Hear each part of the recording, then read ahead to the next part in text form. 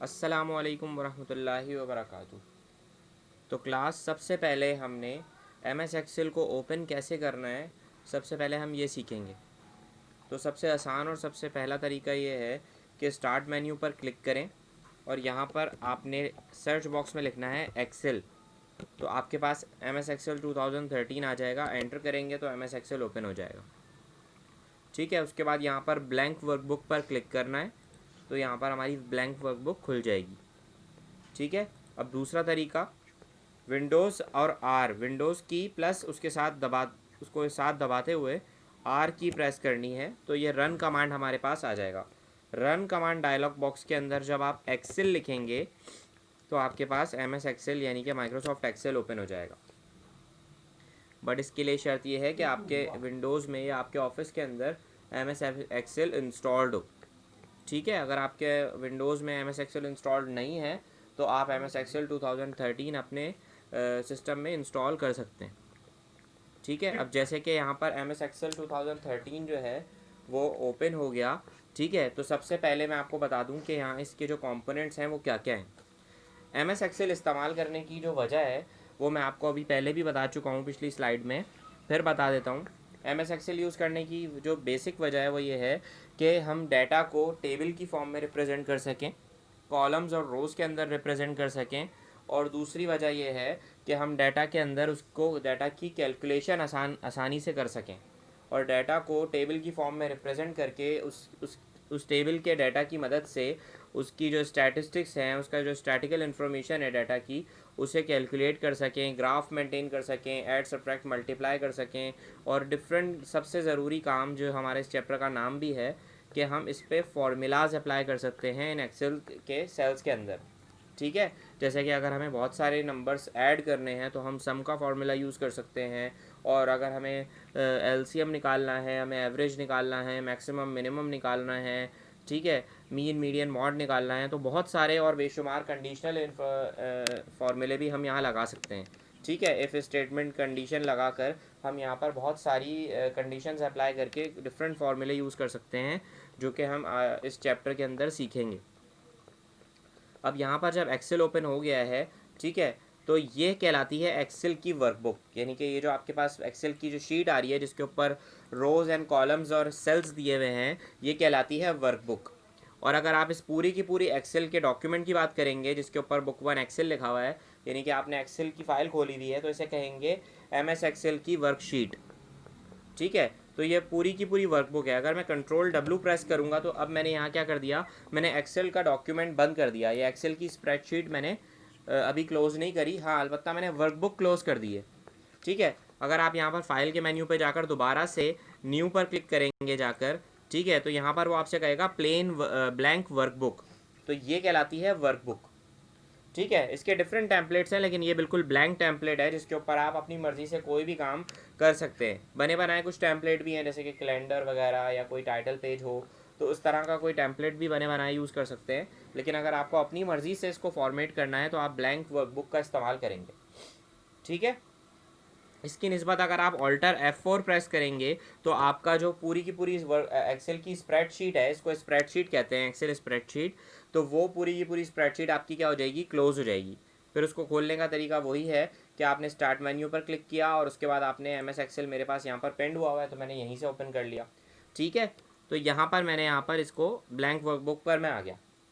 अब सबसे पहले क्या है कि आपके पास जो वर्किंग एरिया है वो क्या है कि आपके पास डिफरेंट सेल्स दिए हुए हैं, जैसे कि यहाँ पर ये डिफरेंट सेल्स हैं, मैं डिफरेंट सेल्स पर क्लिक कर रहा हूँ, ये सारे के सारे सेल्स हैं।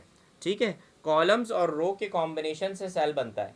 किससे क्या बनता है, a cell is a combination of rows and columns.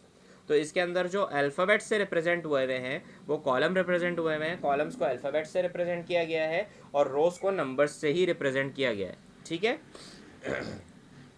In sales के अंदर आप कोई सिंबल भी यूज़ कर सकते हैं, आप अल्फ़ाबेटिकल फॉर्म में भी डाटा को एंटर कर सकते हैं, आप न्यूमेरिकल फॉर्म में यानी नंबर्स की फॉर्म में भी डाटा को एंटर कर सकते हैं। ठीक है, अब सबसे पहले यहाँ पर जो आपके पास सबसे टॉप पर बार दी हुई है जिसके ऊपर लिखा हुआ है बुक 1 डैश एक्सेल, ये इसलिए है कि ये आपकी टाइटल बार है। टाइटल बार मींस कि आपकी फ़ाइल का जो नाम है वो यहाँ पर ये डिफ़ाइन कर रही है। फ़िलहाल हमने फ़ाइल का नाम सेव नहीं किया हुआ, हमने अपनी फ़ाइल को कहीं किसी भी लोकेशन पर कोई नाम देकर सेव नहीं किया हुआ, इसलिए बाय डिफ़ॉल्ट नेम आ रहा है बुक 1। ठीक है, जब आप अपनी फ़ाइल का नाम सेव कर लेंगे, जो भी नाम आप देना चाहें, XYZ, जो भी आप क्लास 7 फर्स्ट लेक्चर, जो भी नाम आप देना चाहें, तो उस नाम से जब आप सेव कर देंगे तो वही नाम बुक 1 की जगह आना शुरू हो जाएगा। फॉर एग्जाम्पल हम इस स्प्रेडशीट को पहले ही सेव कर लेते हैं फर्स्ट स्टेप के अंदर। ठीक है, मैंने यहाँ पर सेव पर क्लिक किया तो ये मुझसे कह रहा है कि कहाँ पर सेव करना है। मैंने ब्राउज़ पर क्लिक किया। ब्राउज़ पर क्लिक करने के बाद मैं इसे मिसाल के डेस्कटॉप पर सेव कर देता हूँ और यहाँ मैं स्प्रेडशीट का नाम रख दूँगा साद, अपने ही नाम पर। ठीक है, तो यहाँ पर जब मैं इसे सेव करूँगा डेस्कटॉप के ऊपर, तो अब आप देखेंगे कि मेरी स्प्रेडशीट का नाम क्या हो गया, बुक 1 से साद हो गया, देख सकते हैं आप। और डैश एक्सेल, क्योंकि ये एक्सेल का डॉक्यूमेंट है। ठीक है, तो ये कहलाती है टाइटल बार, जिसके ऊपर क्रॉस यानी कि क्लोज और मिनिमाइज़ और मैक्सिमाइज़ का बटन होता है, हेल्प का बटन होता है। इसके अलावा यहाँ पर आपके पास रिबन डिस्प्ले बटन है कि अगर रिबन को आपने डिस्प्ले करवाना है या ऑटो हाइड करवाना है। फ़िलहाल मैंने लिखा हुआ है कि ये जो रिबन्स हैं, ये जो रिबन्स हैं इन्हें रिबन्स कहते हैं। ये टैब्स भी कहलाते हैं, इंडिविजुअली कहूँगा तो टैब है, और अगर पूरे के तौर पर यानी कि तमाम ऑप्शंस के साथ इसको मैं कह रहा हूँ, ठीक है, तो ये तमाम की तमाम रिबन्स कहलाती हैं। ये पूरी की पूरी रिबन है जिसके अंदर जो है होम टैब है, इंसर्ट टैब है, पेज लेआउट टैब है, फॉर्मूलाज हैं, डाटा है, रिव्यू है, व्यू है, ये सब के सब क्या हैं, रिबन्स कहलाती हैं। इसके अंदर फ़ाइल की जो फ़ाइल का जो टैब है वो सबसे मेन टैब है। जो मेन टैब यानी कि जैसे कि फ़ाइल का मेन्यू होता था तो उसमें सबसे पहला मेन्यू क्या होता था, फ़ाइल। तो उसी तरह से यहाँ पर फ़ाइल का टैब है।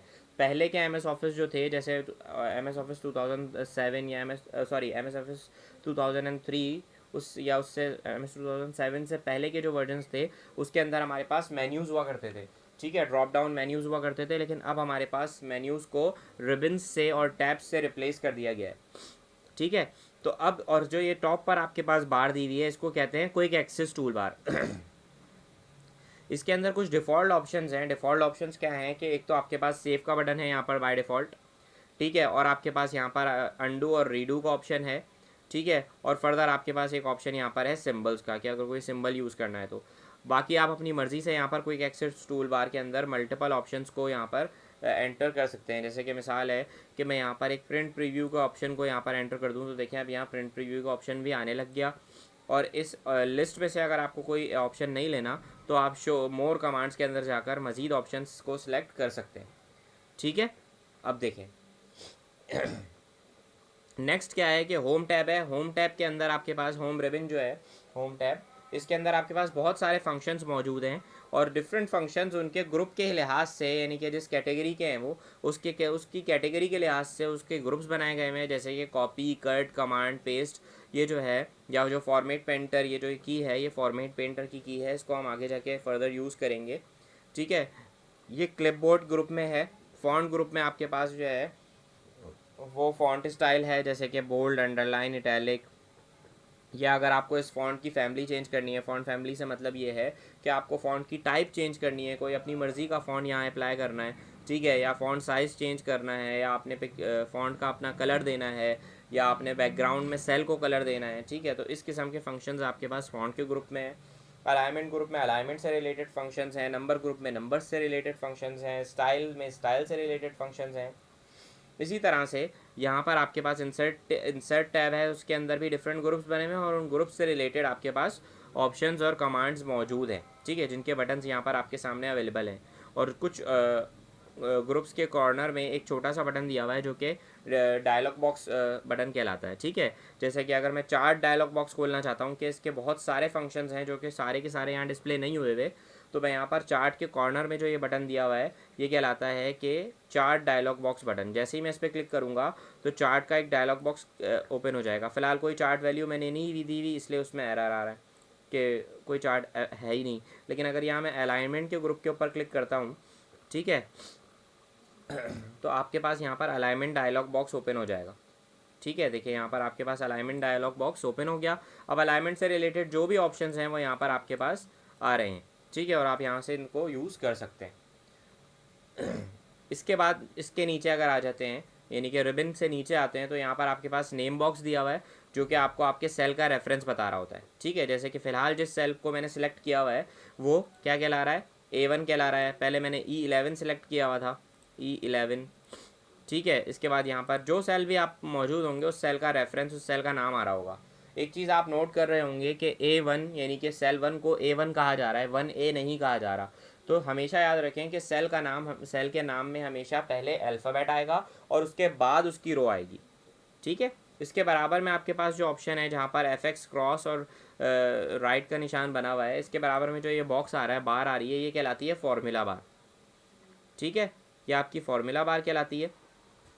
यहाँ पर आप देख सकते हैं जिस भी टैब पर जिस भी जगह में जा रहा हूँ उसका नाम अपने आप लिखा हुआ आ रहा है, ये कहलाती है फॉर्मूला बार।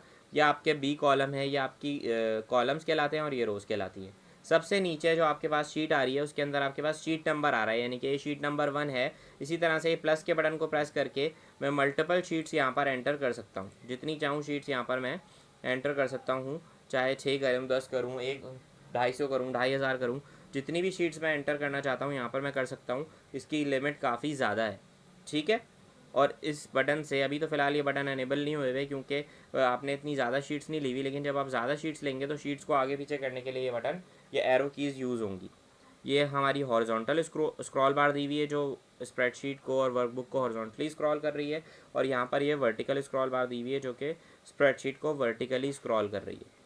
इसके नीचे यहाँ पर आपके पास ग्रीन कलर की लाइन पर रेडी लिखा हुआ आ रहा है, ये कहलाती है स्टेटस बार, ठीक है। इसके ऊपर आपका जूम कंट्रोलिंग आ रहा होता है कि आपने स्प्रेडशीट जो आप देख रहे हैं उसको आप कितना जूम करना चाहते हैं। इस कम जूम करेंगे तो छोटा हो जाएगा, और अगर आप ज़्यादा जूम करेंगे तो ये बड़ा हो जाएगा इसमें, ठीक है। जैसे कि आप देखें सेल कितने बड़े बड़े नज़र आ रहे हैं, ठीक है। इसके अलावा यहाँ पर आपके पास जो व्यू दिया हुआ है, फ़िलहाल हम नॉर्मल व्यू पर मौजूद हैं, ठीक है। इसके अलावा अगर आप इसको पेज लेआउट ग्रुप पर देखना चाहते हैं, यानी कि आप देखना चाहते हैं कि एक शीट के ऊपर अगर आप अप्लाई करेंगे तो एक्सेल किस तरह से आपके पास लिखा सेल्स आ रहे होंगे लिखे हुए, तो यहाँ पर आप पेज लेआउट ग्रुप पर जा सकते हैं, सही है। ये आपका पेज लेआउट कहलाता है, यानी कि आप किस तरह से जो है वो अपने एक्सेल शीट को देखना चाहते हैं, पेज लेआउट व्यू में देखना चाहते हैं, नॉर्मल व्यू में देखना चाहते हैं, ये व्यूज़ हैं।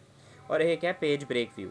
तो पेज ब्रेक के अंदर आपके पास फ़िलहाल कुछ भी मैंने नहीं किया हुआ इसलिए सब कुछ ब्लैंक आ रहा है, लेकिन जब आप कोई ना कोई डाटा यहाँ स्टोर कर लेंगे, लिख लेंगे, जैसे कि मिसाल है कि मैं यहाँ एक बॉर्डर अप्लाई कर देता हूँ, ठीक है, और यहाँ पर मैं काउंटिंग लिख देता हूँ, ठीक है। तो यहाँ पर अब ये डाटा वो सब कंसिडर करेगा कि ये डाटा आपने प्रिंट करवाना है या फिर आपने इसको शो करवाना है प्रिंट के अंदर। तो पेज ब्रेक प्रीव्यू के अंदर ये डाटा देखें आपके पास स्क्वीज़ हुआ दिख रहा है कि इतना डाटा आपने अपने पास क्या करना है, प्रिंट प्रीव्यू के अंदर आपके पास आएगा या फिर आपको इसको यूज़ करना है, ठीक है। तो वो ऑटोमेटिकली उसको जो है वो कंसिडर कर लेगा, बाकी आप अपनी मर्ज़ी से भी इसको बढ़ा और घटा सकते हैं, ठीक है। तो देखें पेज नंबर 1 2 3 4 इस तरह से आपने जो भी पेज प्रीव्यू के हिसाब से ऑप्शन आ रहा है आपके पास, ठीक है। ये बॉर्डर्स हैं जो कि आप अपने कॉलम्स को हाईलाइट करने के लिए यूज़ कर सकते हैं। ये सब बात की बातें हैं, फॉर्मेटिंग है ये सब की सब। जब आपकी एक्सेल की स्प्रेडशीट बन जाएगी तो फिर आप उसको अपनी मर्ज़ी से फॉर्मेट कर सकते हैं। बहुत सारे फंक्शंस जो MS वर्ड में थे वो ऑप्शंस आप यहाँ पर भी अप्लाई कर सकते हैं।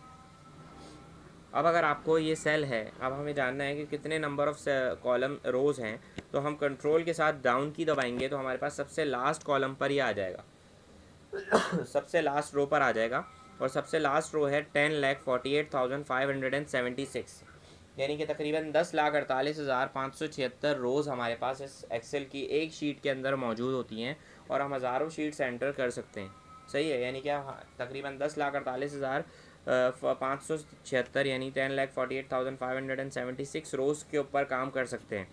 और नंबर ऑफ़ कॉलम्स अगर आपको देखने हैं तो कंट्रोल के साथ राइट एरो प्रेस करेंगे तो आप लास्ट सेल पर यानी लास्ट कॉलम पर चले जाएंगे, ठीक है। ये फ़िलहाल मैं लास्ट सेल पर मौजूद हूँ क्योंकि मैंने डाउन एरो और राइट एरो दोनों तो प्रेस किए थे, ठीक है।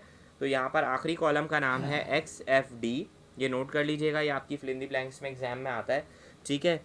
नंबर ऑफ़ कॉलम्स जो हैं वो क्या हैं, आखिरी, यानी कि अगर मुझे जानना है कि आखिरी मैं इस वक्त कौन से कॉलम पर मौजूद हूँ तो मैं यहाँ पर फॉर्मूला एक अप्लाई कर सकता हूँ, इक्वल्स टू।